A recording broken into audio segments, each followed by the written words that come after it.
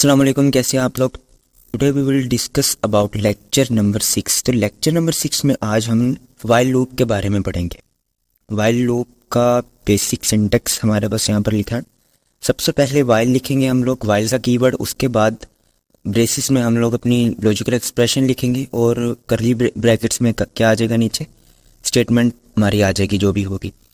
ये भी if L structure की तरह है, लेकिन थोड़ा सा उसमें डिफरेंट है। अब देखें हम लोग लूप्स का यूज़ करते कब है। लूप्स का लूप हम लोग बेसिकली तब करते हैं जब हमने एक चीज़ को मल्टीपल टाइम्स प्रिंट करवाना हो या मल्टीपल टाइम्स हमने अपनी कंडीशन को रन करवाना हो। तो देखिए हमारे पास लूप्स की टाइप्स कितनी होती हैं। लूप्स हमारे पास बेसिकली 3 तरह की होती है। पहली लूप हमारे पास होती है वाइल लूप, दूसरी होती है डू वाइल लूप, और थर्ड नंबर पर जो हमारे पास लूप आती है वो होती है फॉर लूप। तो आज हम लोग पढ़ेंगे वाइल लूप के बारे में। तो सबसे पहले तो देखें, यहाँ पर मैंने सिंटेक्स लिख लिया जो बेसिक होता है हमारा। हम सबसे पहले क्या करते हैं, यहाँ पर कोई भी नाम लिख देता हूँ एक। तो जब हम इसको यहाँ पर प्रिंट करेंगे तो क्या होगा, ये एक टाइम प्रिंट होगी सिर्फ वैल्यू, ठीक है। मैं अगर इसको यहाँ पर कंपाइल और रन करूँ तो देखें ये सिर्फ हमें एक आउटपुट मिला है। यहाँ पर एक दफ़ा स्टेटमेंट हमारी प्रिंट हुई है। अब देखें अगर हम लोग चाह रहे हैं कि हम लोग इसी स्टेटमेंट को मल्टीपल टाइम्स प्रिंट करवाएं, तो हम लोग एक काम ये भी कर सकते हैं ना कि इसी स्टेटमेंट को बार बार लिखते हैं। यानी कि दो दफ़ा लिख दी मैंने, 3 दफ़ा लिख दी, 4 दफ़ा लिख दी, ठीक है। अब ये क्या होगा, हमें स्टेटमेंट ये कितनी दफ़ा मिलेगी, 4 टाइम्स मिलेगी। अगर इसको मैं यहाँ पर कंपाइल और रन करूँ, देखिए यहाँ पर हमें आउटपुट में कितनी दफ़ा मिली स्टेटमेंट, 4 टाइम्स जो मेरी स्टेटमेंट थी वो प्रिंट होकर आ गई। अब हमें क्या करना पड़ा, हमें बार बार हमें जितनी दफ़ा भी उस स्टेटमेंट को प्रिंट करवाना था हमें उतनी दफ़ा उसको लिखना पड़ा। तो लूप्स बेसिकली काम ही इसीलिए करते हैं जब हमें क्या करनी हो, हमें रेपिटेशन करनी हो, हमें एक स्टेटमेंट को रिपीट करना हो, बार बार हमें अपनी कंडीशन चलानी हो, तो हम लोग किस चीज़ का यूज़ करते हैं, हम लोग यूज़ करते हैं लूप्स का। अब देखें यहाँ पर हम लोग आज सीखेंगे वाइल लूप के बारे में। एक वेरिएबल बनाऊंगा n के नाम से और इसको मैं वैल्यू असाइन कर दूंगा। इनिशियल वैल्यू मैं दे दूंगा 0, ठीक है। अब देखें वाइल मैंने लिखी, ब्रेसिस लगाई, सिंटेक्स है ना वाइल का इस तरह। अब हम सपोज करें कि हम लोग चाह रहे हैं कि हमारी जो लूप है वो चले 3 दफ़ा, तो यहाँ पर मैं फाइनल वैल्यू अपनी दूंगा n less than equal to 3। इसका क्या मतलब है कि n की वैल्यू जब तक 3 से छोटी या 3 के इक्वल नहीं हो जाती तब तक हमारी जो वाइल लूप है वो चलती रहेगी। अब नेक्स्ट क्या करूँगा, मैं करली ब्रैकेट्स ओपन की मैंने और यहाँ पर मैं वही अपनी स्टेटमेंट लिख दूँगा। अगेन लास्ट में मैं एंड ऑफ लाइन लगा दूँ। अब देखें हमने यहाँ पर क्या किया, मैंने एक वेरिएबल बनाया इंटीजर डाटा टाइप का n और उसको इनिशियल वैल्यू दे दी 0 की।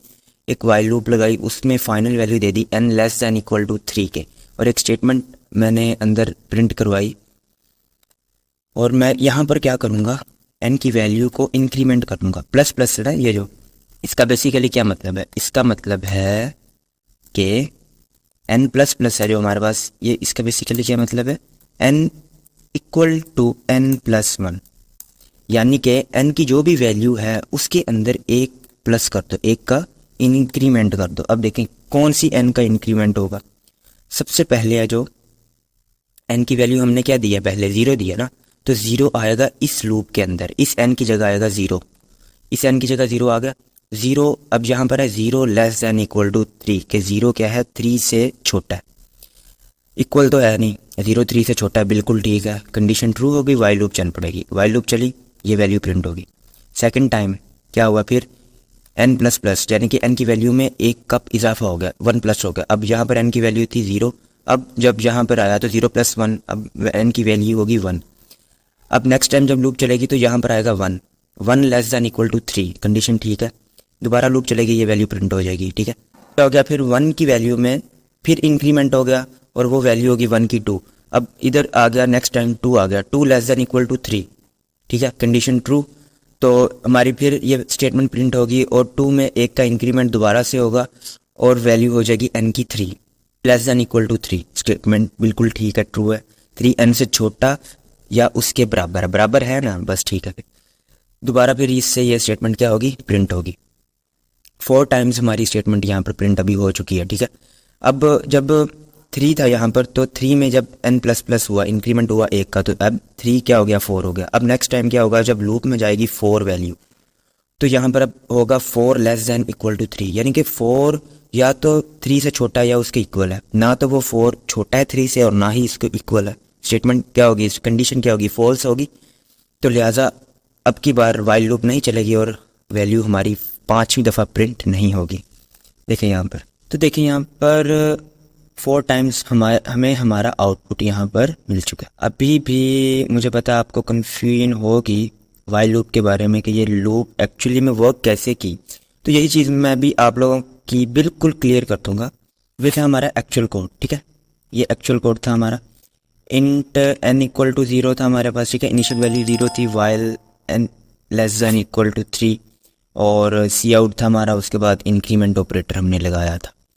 अब मैं आपको फुल डिटेल में बताऊंगा कि ये लूप एक्चुअली में वर्क कैसे किया। अगर वीडियो क्वालिटी थोड़ी कम आ रही है तो इसको 720p पे करके देखें, आपको सही साफ नज़र आएगा।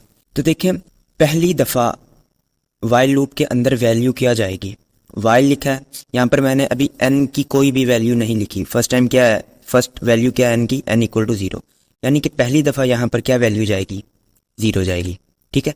अब यहाँ पर क्या है कंडीशन वाइल लूप की, 0 लेस देन इक्वल टू 3, के 0 3 से छोटा है या उसके इक्वल है। इक्वल तो नहीं है ना हमें पता, लेकिन क्या है 0 3 से छोटा है, कंडीशन क्या है, ट्रू है हमारी।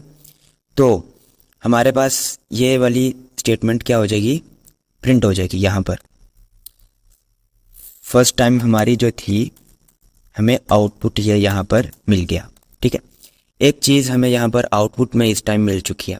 अब बारी आती है सेकंड टाइम एग्जीक्यूशन की, कि दोबारा लूप चली। तो देखें, पहले थी हमारे पास n की वैल्यू 0, ठीक है, पहले n की वैल्यू 0 थी। अब क्या हो गया, n की वैल्यू के अंदर जब इंक्रीमेंट हुआ 1 का, तो 0 प्लस 1 कितना हो गया, 1 हो गया। अब हमारे पास इस टाइम n की वैल्यू क्या है, 1 है, ठीक है। अब यहाँ पर गया 1 किधर गया, यहाँ पर गया। अब यहाँ पर दूसरी दफ़ा जब हमारी लूप चली, तो यहाँ पर क्या है, वाइल में 1 लेस देन इक्वल टू 3, यानी कि 1 3 से छोटा या उसके इक्वल है। इक्वल नहीं है, लेकिन क्या है, 1 3 से छोटा है, कंडीशन ट्रू है हमारी। और हमारे पास यहाँ पर क्या हो जाएगा, प्रिंट हमारी जो वैल्यू है वो यहाँ पर हो जाएगी। स्टेटमेंट हमारी सेकंड टाइम भी होगी प्रिंट, ठीक है, 2 दफ़ा आउटपुट हमें मिल चुका है। अब देखें, 1 अगेन, 1 में क्या हुआ, इंक्रीमेंट हुआ 1 का, तो 1 में एक इजाफा हुआ, तो क्या हो गया, 1 इस टाइम 2 हो गया। n की वैल्यू अब हमारे पास क्या है, 2 है, ठीक है। अब थर्ड टाइम जब लूप हमारी एग्जीक्यूट हुई, तो यहाँ पर क्या जाएगा, 2 जाएगा, ठीक है। अब यहाँ पर है 2 लेस देन इक्वल टू 3, कि 2 3 से छोटा या उसके इक्वल है। 2 3 से छोटा है, स्टेटमेंट ट्रू है। तो जो हमारी ये स्टेटमेंट थी, ये दोबारा से क्या हो जाएगी, यहाँ पर प्रिंट हो जाएगी।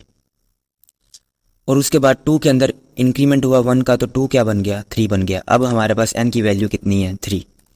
थर्ड टाइम जब लूप चली, तो यहाँ पर लूप को जाएगी वैल्यू 3।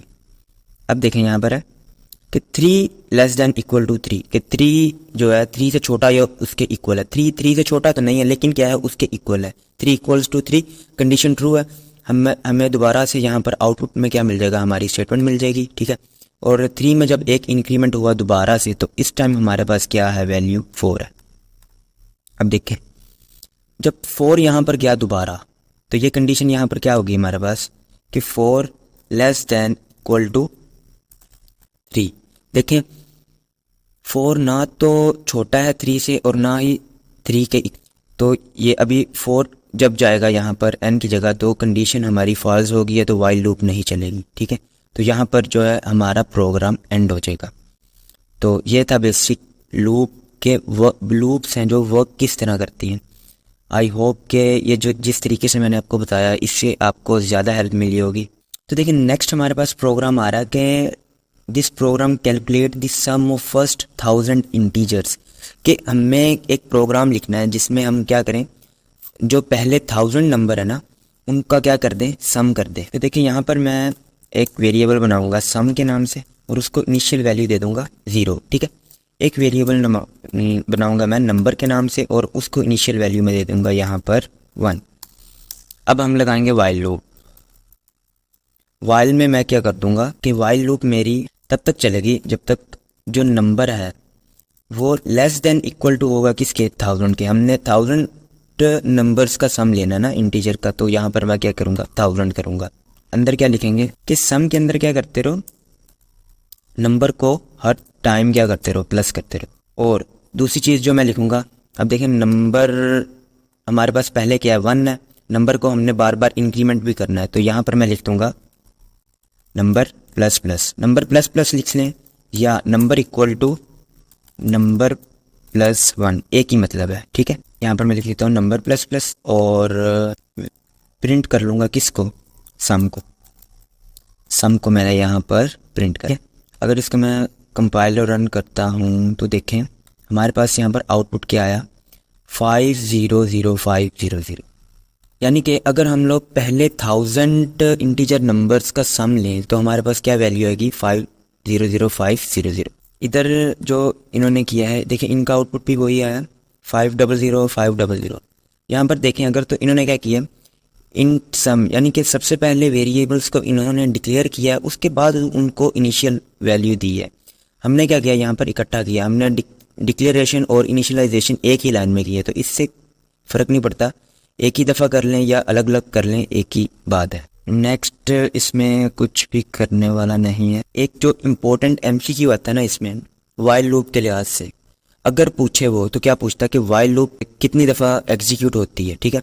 वाइल लूप में एग्जीक्यूट 0 और मोर टाइम, 0 और मोर टाइम यही ऑप्शन होता है और ये MCQ बहुत ज़्यादा मरतबा रिपीट हो चुका। अभी इस लेक्चर में तो सिर्फ वाइल लूप थी हमारी, नेक्स्ट में हमारे पास आएगी डू वाइल लूप और फॉर लूप, ठीक है। इंक्रीमेंट डिक्रीमेंट ऑपरेटर जो अभी आपको मैंने बताया, जो प्लस प्लस हम लोग लिखते हैं साथ, जैसे यहाँ पर इंक्रीमेंट हमने क्या किया था नंबर प्लस प्लस किया था, और जो इससे पहले प्रोग्राम हमने किया उसमें हमने n को प्लस प्लस किया था, इंक्रीमेंट किया था, ठीक है। इंक्रीमेंट डिक्रीमेंट ये आपको नेक्स्ट लेक्चर में करवाऊंगा। और इसी तरह जैसे आपको मैंने इस वे से करवाया वाइल लूप, इसी तरह आपको मैं करवाऊंगा डू वाइल लूप और फॉर लूप। आई होप आपको मेरे इस मेथड की समझ आ गई होगी। इस तरह आपको कोई भी दूसरा टीचर इतनी डिटेल से एक्सप्लेन नहीं करेगा जितनी डिटेल से मैंने चीज़ें आपको एक्सप्लेन की हैं, ठीक है। आई होप कि आपको हर चीज़ की समझ आ चुकी होगी।